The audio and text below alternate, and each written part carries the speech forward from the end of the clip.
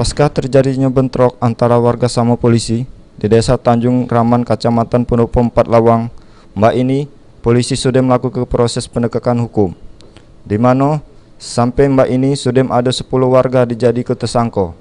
Oleh polisi, Mbak ini digawa ke Polda Sumsel guna jalani pemeriksaan intensif, sedangkan yang lainnya Mbak ini masih juru proses pemulihan di rumah sakit. Sampai sejauh ini, menurut Kapolda Sumsel, motif dari terjadinya bentrok warga sama polisi bukan karena konflik sosial.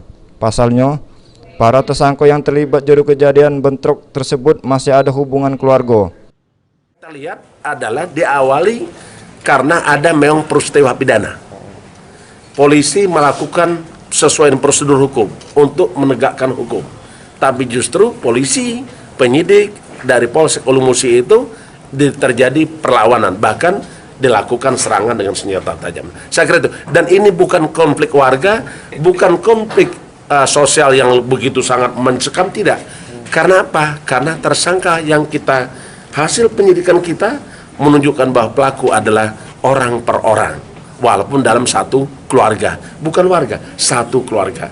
Ada orang tuanya, ada saudara sepupunya, ada keponakannya, ada iparnya. Itu yang terjadi. Secara tegas disampaikan oleh Irjen Pol Firly bahwa Mbak ini kondisi Kabupaten 4 Lawang sudah kondusif.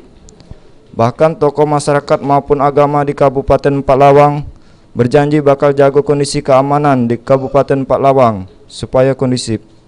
Firman Hidayat, PAL TV.